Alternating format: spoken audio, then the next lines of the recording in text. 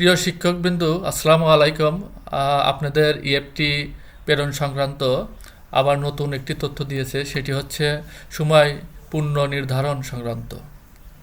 এখানে আমাদের গত চিঠিতে ইএফটি সংক্রান্ত তথ্য প্রেরণের ডেট ছিল 6/3/2025 প্রতিষ্ঠান প্রদান কর্তৃক স্কুল অ্যান্ড কলেজের ক্ষেত্রে। এখন আজ চিঠিটি দিয়েছে স্কুলের ক্ষেত্রে 20/3/2025 প্রতিষ্ঠান প্রদান কর্তৃক আবেদন সর্বশেষ তারিখ, কলেজের ক্ষেত্রেও প্রতিষ্ঠান প্রদান কর্তৃক আবেদনের সর্বশেষ তারিখ 20/3/2025।